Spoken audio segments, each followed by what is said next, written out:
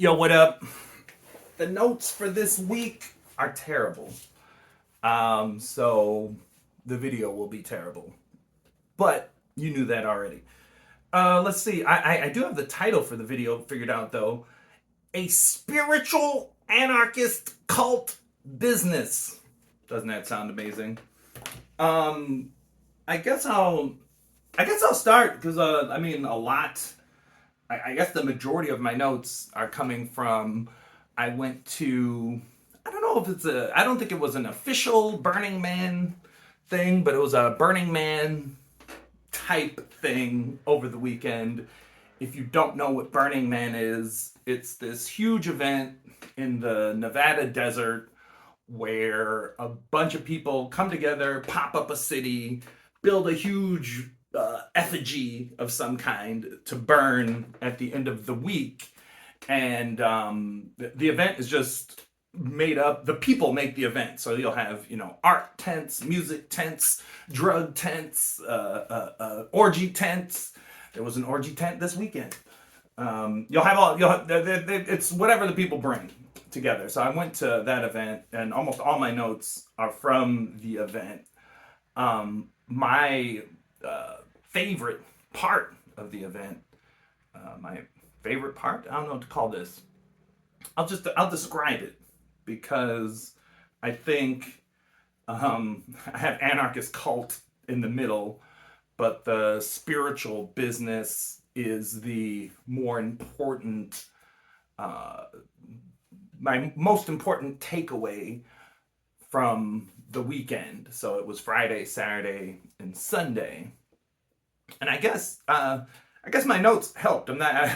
Maybe I won't number. I won't try to number this video. That's what I do. I'm not gonna try to be like at this number I talked about this. Just getting a blank. I have a blank canvas in front of me, and I'm not gonna try to um, organize it by numbers. I could say something about time, but that's for later. Anyhow, the most significant event for me over the weekend was like walking at night, and the moon was so bright that I forgot that moonlight exists because I'm in the city constantly. But it was so bright that it looked like there was a literal just like nice mellow street light above. So you're supposed to bring headlamps, but you didn't need head. You kind of needed them, but if you let your eyes adjust, you could see really well once you got away from all the lights and activity. So I was walking down towards this. There was like a nice river there, but it was dark, and I kind of forgot how to get to the river.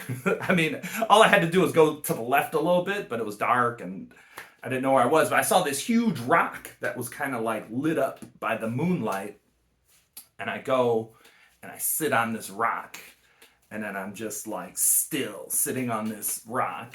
And then I look, and I didn't even notice. Yeah, now that I'm thinking about it, I'm visualizing it. It was the moonlight lighting up this rock, and I look, and the moon is right there, and it's so it was perfect. It was beautiful. So I'm sitting on the rock. The moon is there, and I have this experience. I don't know how to properly explain what it was. I like someone could like maybe you could throw it into an enlightenment bucket, not like full on, maybe full on enlightenment, but in Buddhist traditions they'll talk about different levels. I'm not in those traditions. I've just read about them, but I'll explain what it was just in my own words to you. Is this so the rock is it's perfect. It's like I can hear the river. The river's loud. I can see the moon. Um, so on the right side of me is like just like nature. If I just kept going that way, I'd walk across the river and be gone into the mountains. To the left of me is walking back up to the campsite, so I can like hear the music. They play music until like 3 a.m., 4 a.m., but I can hear the music. I can see the lights, and I'm just like kind of in this in between area. And then the music is there, the river is there, the thinking stops, and I look down, and then I don't see like me anymore. Like and I've had this experience a number of times in different ways through meditation. Being manic will kind of like can manifest it in different ways sometimes.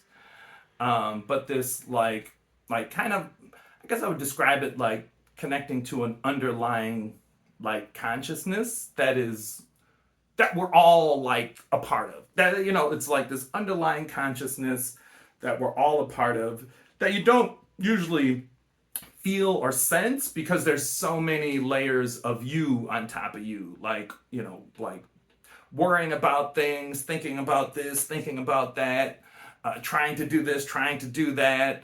Oh, what about what happened last week? What about happened last year? What, like you're constantly on. Even when you're not on, you're not like in nature. You're like everywhere you look. Oh, book, water bottle, chair, table, fucking kettle, AC, lamp, my dead Xbox.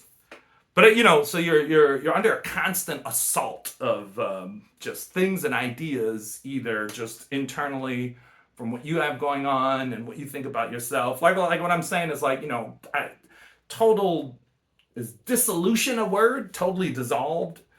Um, where Casey isn't there, being black isn't there, white supremacy isn't there, nothing's there. Like I'm fucking sitting on a rock. I'm sitting on a rock and there's forest there. There's not anything that is there. I'm bringing, but like if I let go of everything, there's nothing there. There's a fucking rock and forest. Yeah, there's like music and stuff going on, but I'm like listening to the water. Um, and so I'm having that moment, soaking that up. It's something I want to cultivate in my home, something I want to be able to bring with me more often. I guess we'll come back around to that. Um, and then I do something and I move my wrist, and I can never get this to work properly. Like I move my wrist and it's like 11:07, almost 11:08, and I'm like, that's funny. Like I didn't turn it on purpose. I was just moving my hands a little bit. So I sat there, took a couple breaths, hit the button. I get the 108, and the moon is there, and the moon for me also 108. If The reason the moon is 108 is the moon is the diameter of the moon. It's 108 moons away from Earth. And then the moon has all kinds of different cultural, symbolic things across cultures all over the world. So I have this moment where I'm like, boom, 108, blah blah blah, whatever, and it kind of like, as you may or may not know, I've been like locked into 108 for a long time. But then that like it just gave me this like deep, like I've already been locked in, but I got it tattooed on my arm. I got it like it's 108 everything. But that like that moment like deep in nature. Oh, and again, like before this happens, I've been thinking about wanting to learn an indigenous language slash culture, like learning enough of the language and getting tapped into the culture enough to like actually rewire my brain a little bit more, in terms of my understanding of community and understanding of like being connected to land.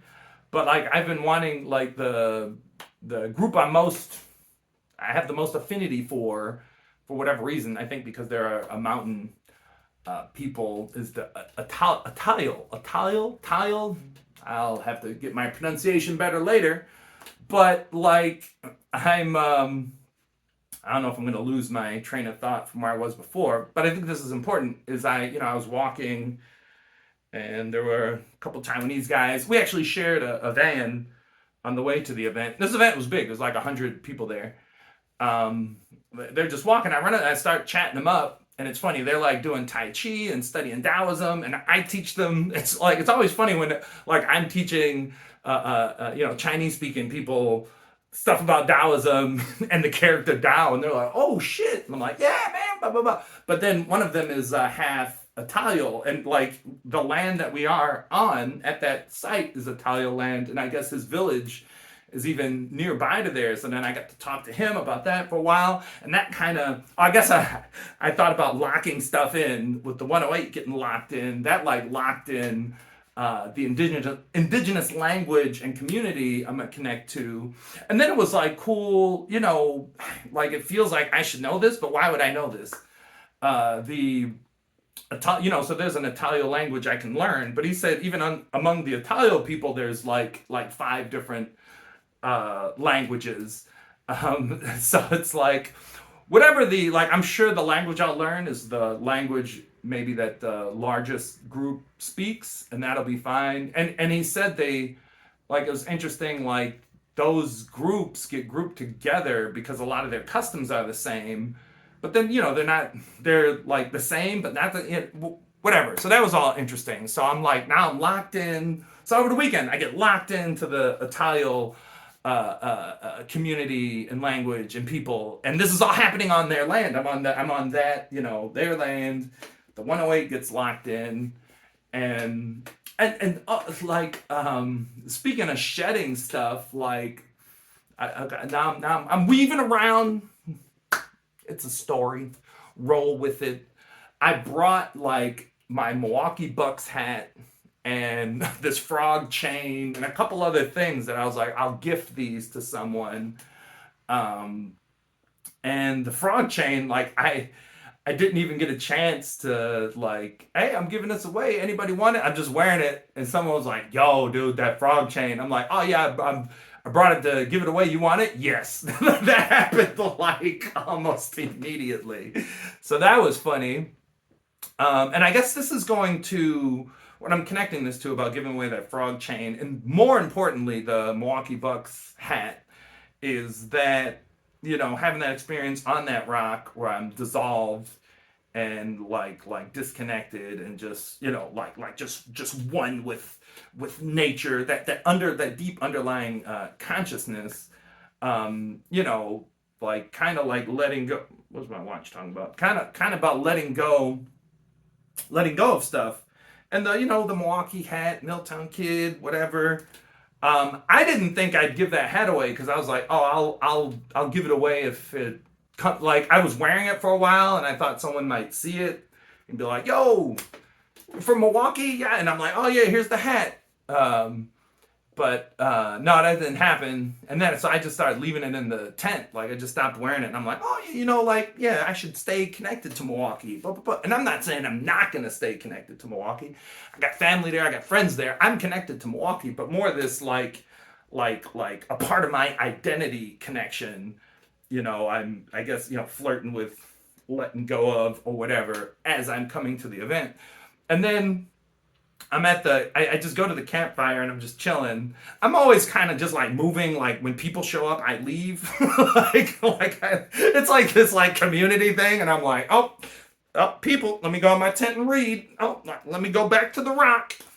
But these white dudes show up at the fire.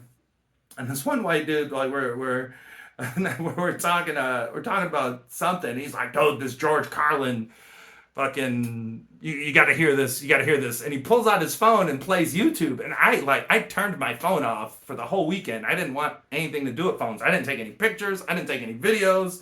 And there was all kinds of cool shit to take pictures and videos of. But I'm like, I'm off my phone. And here comes this dude like with fucking George Carlin jokes on his phone. It's a long bit. And I'm like, God damn it.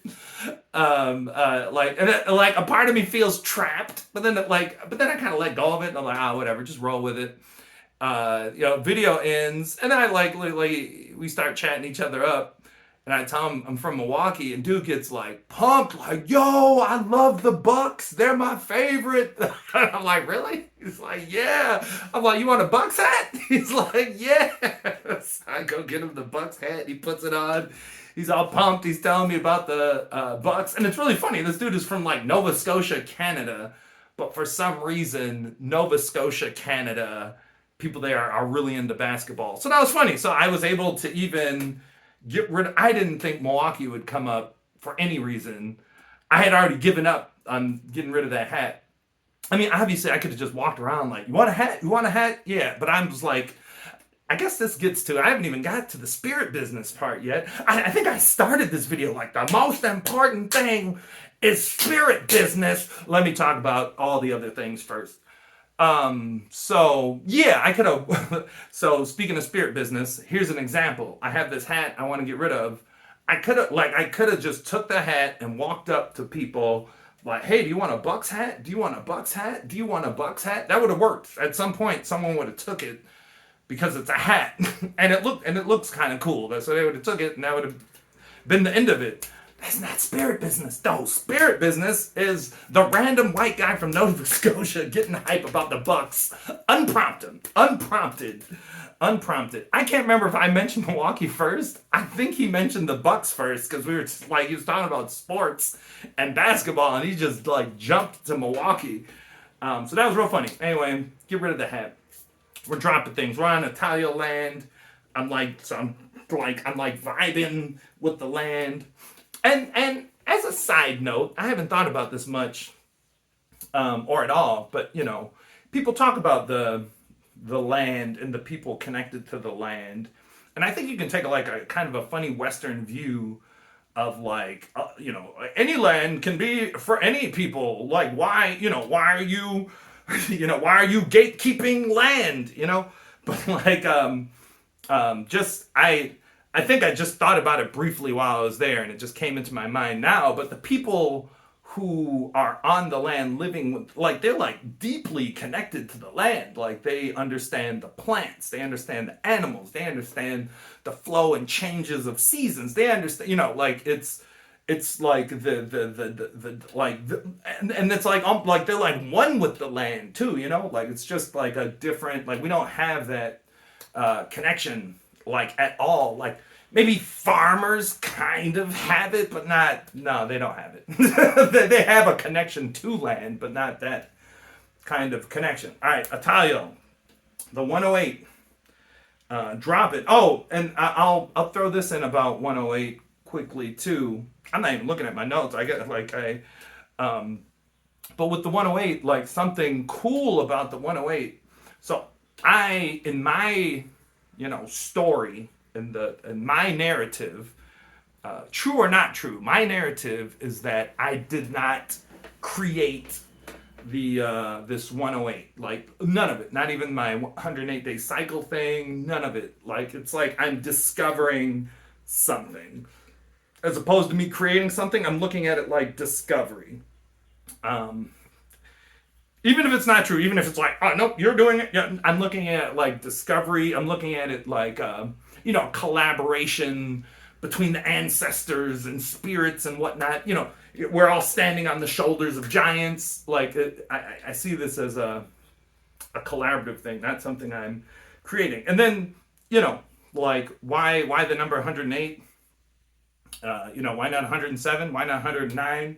Why not 111? Why not 99? And I think, I already mentioned that connection to the moon, the same connection, it has that same connection to the sun. The sun is, the diameter of the sun is 108 suns away from Earth. That's why they line up so well with eclipses, because it's the same. And, when I say 108, just to be clear, it's not it's exactly 108 at all times, because I don't think these things move in an exact circle, right? It's more of an ellipse, so it phases in and out of being 108. Sometimes 109, sometimes. Speaking of 109 and 107, so phases back. And now thinking about me seeing 107, that even makes the 107 kind of I was phasing into the 108. I suppose, okay. When I looked at my watch on that rock. So that's just a real, example of 108 being something. And then it's funny on top of that, just for whatever reason, how language evolved. And I can go in deeper and deeper on this, but just staying surface level, you have one, which could be an individual one, or one with everything. You got the O, which is could be a circle, it could be a cycle, it could be, I got a bunch of things for the it also means nothing, so you got everything and nothing. That's like in Buddhist. You got 1 and 0, also just like binary 1 0, right? Like all these things. And then the 8 like is a infinite symbol. The 8, I'll throw this one. I came up with this on my own. You could look at it like the squeezing of an O, like a cell, right before it splits, right? So there's like has all these interesting, characteristics. There's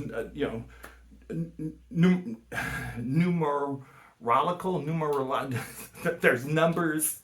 108 is interesting when it comes to just like numbers. 108 actually fits in really well for this 108-day cycle thing I do. So the 108 is cool. Where am I going with this? This is where I'm going with this. I don't know if I was going here, but I'll go here.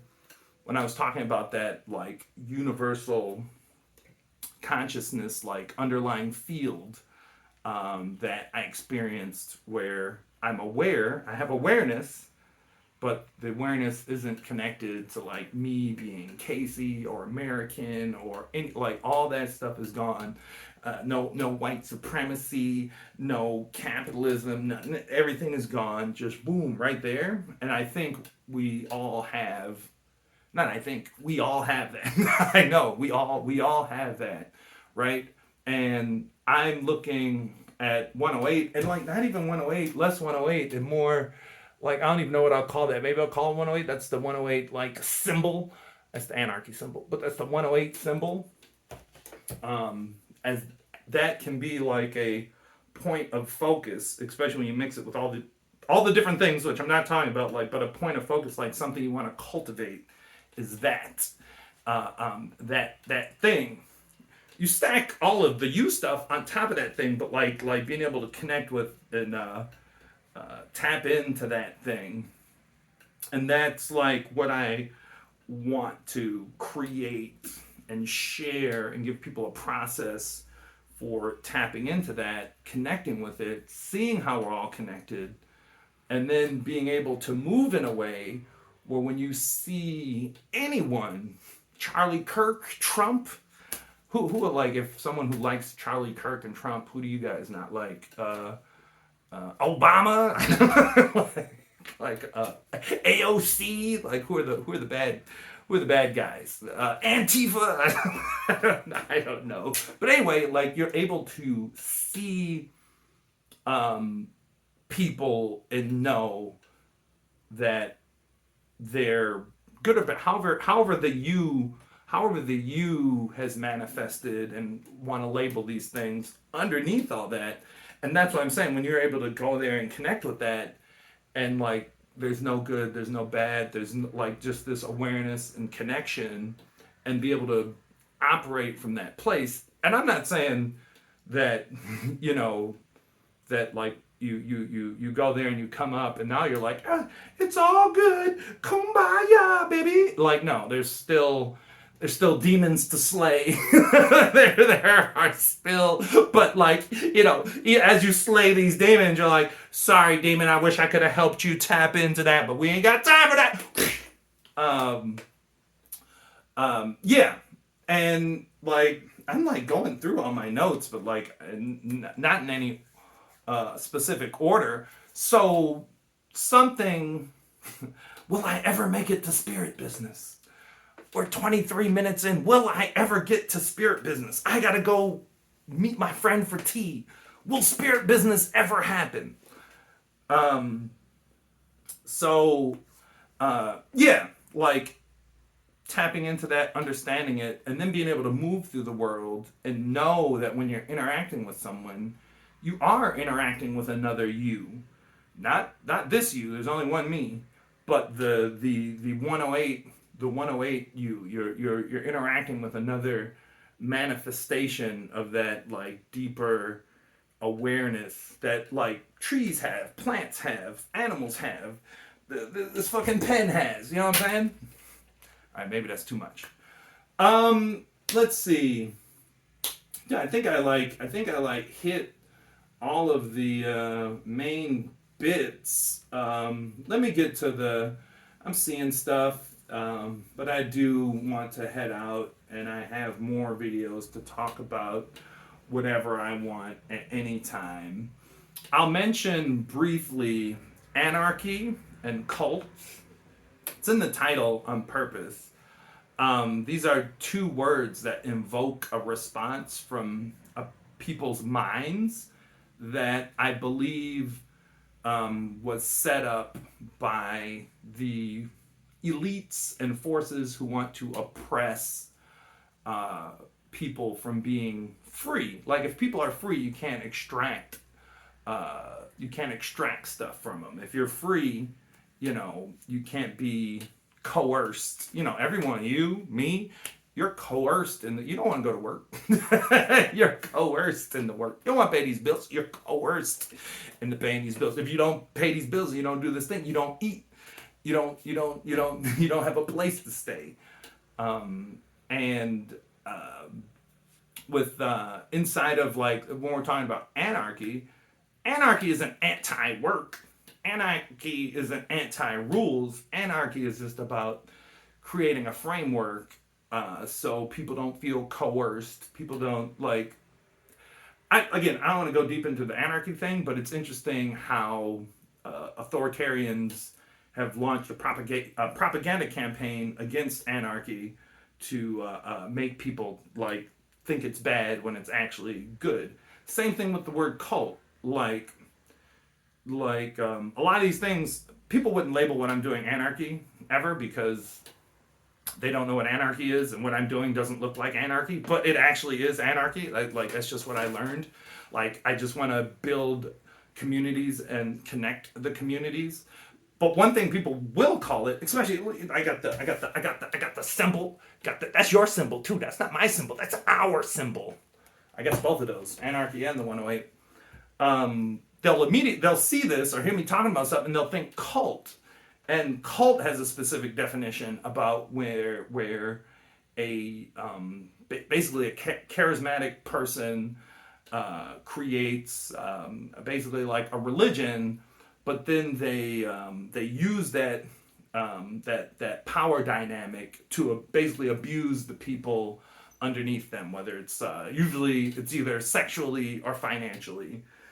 So, but then anytime that something starts to form that has the vibe of a cult, and I don't mean necessarily the charismatic leader, just a group of people wanting to do things differently, it gets labeled a cult.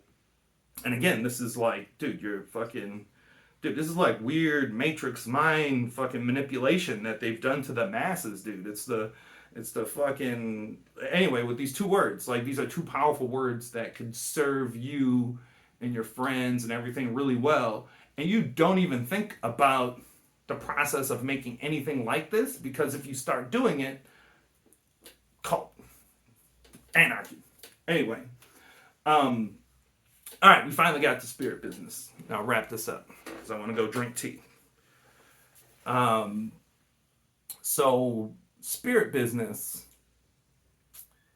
is, so I did a tarot reading, and I kept trying to like get this tarot reading, and then like when you hear tarot, like I would use the word divination. Divination is something that cultures around the world have been doing since forever. And it's almost like divination is like a way to have a conversation with spirit and spiritual forces, however you define spirit. I'm not giving you my definition of spirit right now, but it means a lot of different things to a lot of different people.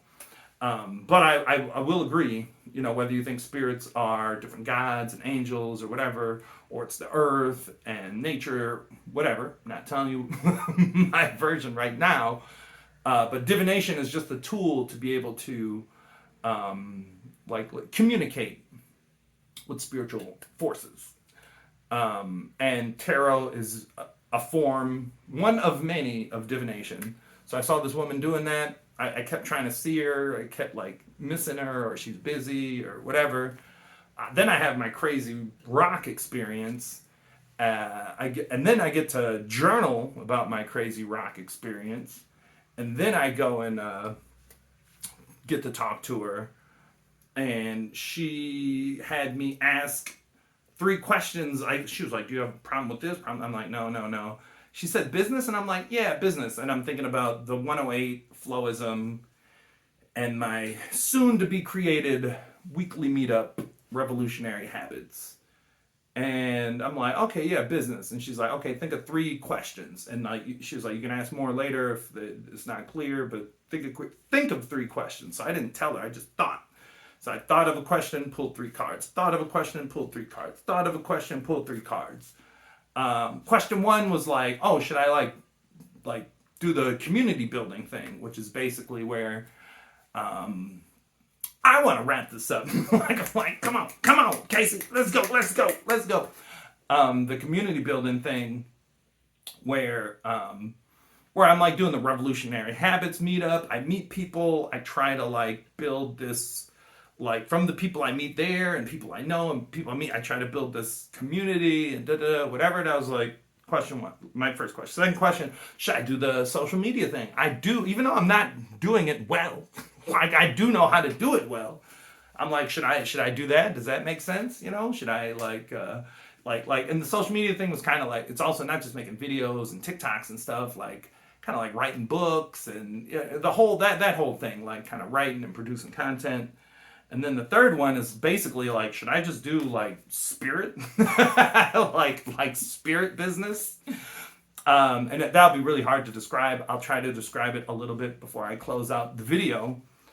Anyway, boom. Question 1, question 2, question 3. She flips the cards. She looks and she's like, this one is the shit. This is the shit. This one right here. She's like, gotta be patient, but that's the one. And that was the spirit business one. The YouTube and writing, whatever. She was like, this one is going to be like a fight. It's going to be like a fight, like a battle, like it's hard work. And she was like, you can do it, but you know, it's probably not good. And then the first one, she was like, yeah, you can do this one, but you gotta cut something off. You gotta like cut off stuff, but you can do it. You can cut off stuff. And that one, the YouTube one, I'm sure you get right away. Like that is a lot of work, and fuck that. I don't want to do it. YouTube, social media, do so much work. Fuck that. Shooting a video like this and then just uploading it with a title. This is fun. I'm having a good time. So yeah, fuck social media. The community stuff is like, oh, I need to cut stuff off, and cut stuff off is kind of like Black Horse Tai Chi. Sorry, buddy, gone. You know, that might be the main entity. Like I just stacked up all these Buddhist books. There's nothing for me in Buddhism anymore. Like I'm not saying I'm an enlightened Buddhist master, but the shit is like, there's too many, like write one book, like explain it quickly. Like what's all this? But then it's funny, I want to keep my Taoist books. But when I read them, I get shit from them. Like with Buddhism, I don't know. Like Buddhism, I feel like you can put on the back of a napkin. Kind of hating on Buddhists right now, but so why the fuck am I talking about Buddhism? Oh, getting rid of stuff. Yeah. So getting rid of stuff, cutting stuff off, whatever. But then like the spirit business was the one, and I'll attempt to talk about spirit business real quick. Like I could make a whole video on spirit business. But it's going to be hard for you to make sense out of if you're not like operating in spiritual ways yet. Like you haven't exercised your spirit muscle. But basically, you know, like, so we have this, you know, reality with physical things and whatever, and we got numbers and we got a 24-hour clock, and we have all these frameworks that have been given to us, and we're money or whatever, and we're told this is reality, this is how reality functions. This is just what reality is, and that's, and we accept that. It's not even that we accept that. Like it's hard to even challenge it, and then even when you do challenge this kind of manufactured reality, you know, you might end up just in other frameworks that are just kind of new manufactured frameworks that aren't really helping you transcend this, all the physical stuff, right? And so there are things you can do to start. So like when I say spirit, I mean, and again, I'm not going to define it or anything, but I am talking about something that is tangible, it's real. This isn't woo-woo spirit stuff. Like the more you engage with it, the more you understand it, the more you're like, oh shit, there are laws and ways that it works, not like laws of man, but like gravity. And their spirit operates in a similar function, in a similar way, but it's extremely hard to see, because either, like, let's say you have like coming from a scientific perspective, like there's not like I haven't thought about it much, but I like there's not really a clear way you could really design a test to understand spirit, right? Like, even if we use tarot as an example, like, a scientist is just going to be immediately like, oh, well, you're just making up patterns and da da da and whatever, so this is bunk. Um, but when you work on it personally for yourself, you will discover, like, oh, there's something real here. Like, if I used a, not necessarily an old view, like a view that I haven't revisited and thought about a lot yet right now, but I think it's a digestible form of maybe spirit.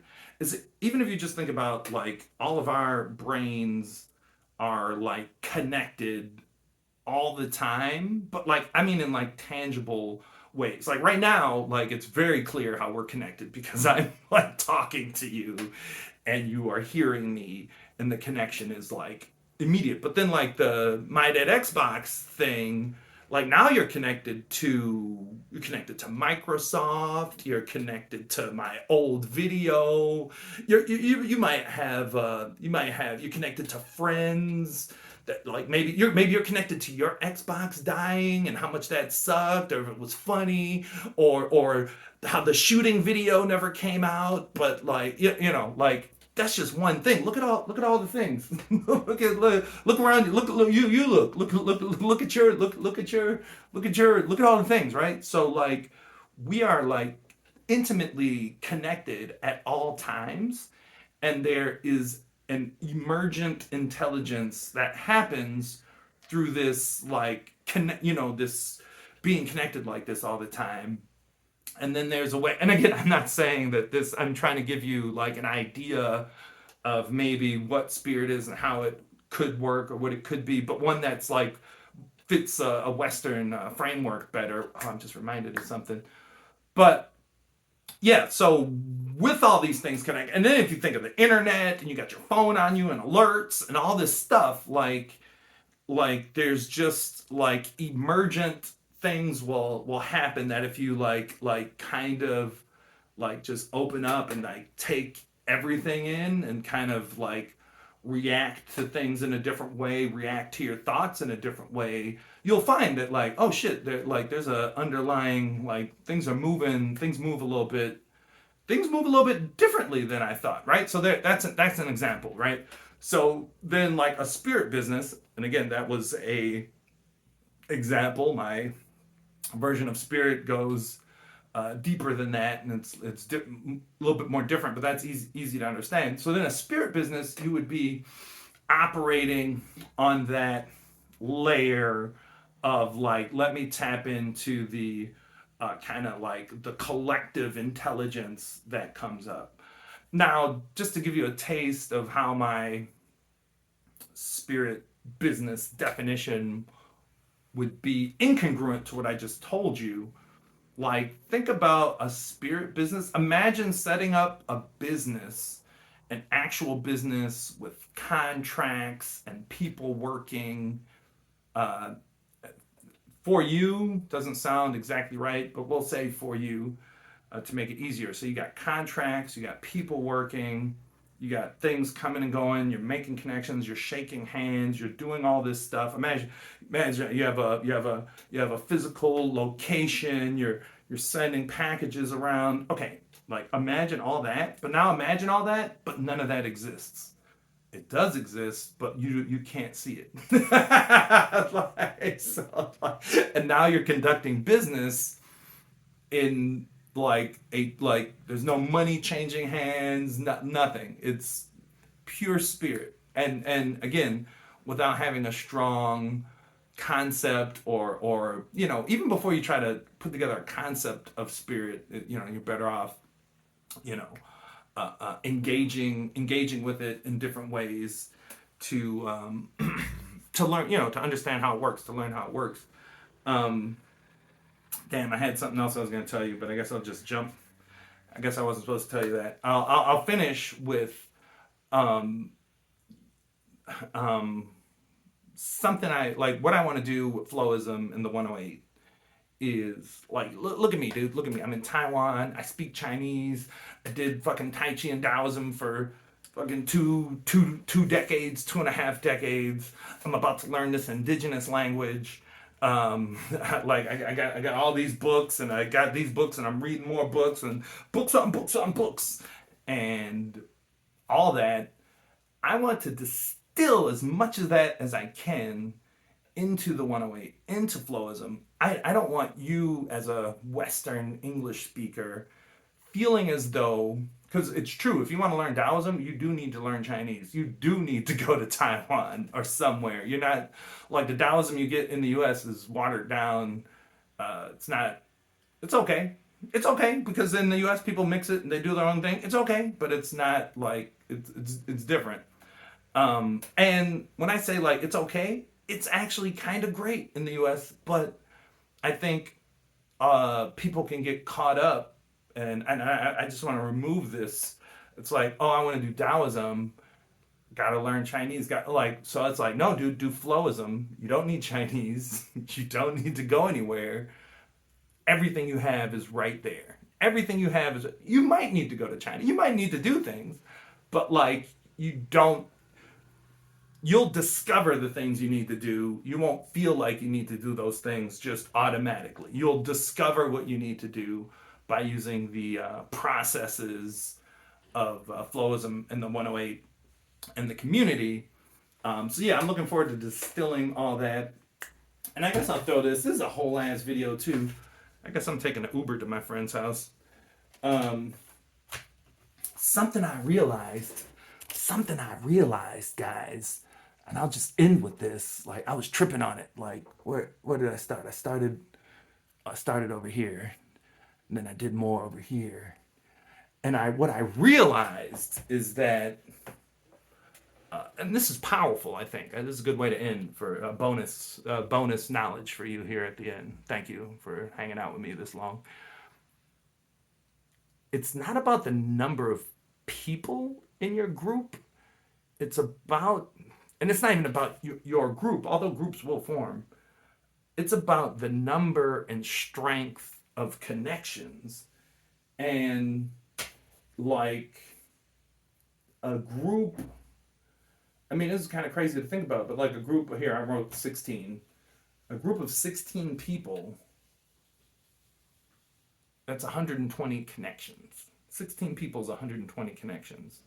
So, like, and then, the strength of these connections. So less, like, yeah, bigger groups are good, but if the groups are big and the connection among the people in the groups are weak, it's not strong. Versus like 6 people, 5, 10 people, but the all strong connections, much more strong. And then when you wrap that with the group, if you got a whole group, 6 people, and the connections are strong everywhere around, everyone in that group is going to have weak and medium connections as well.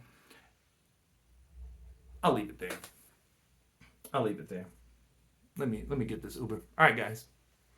Look at that. My camera, dude. You should see my jank setup here. It's almost like I have the flip in the shoe with the selfie stick.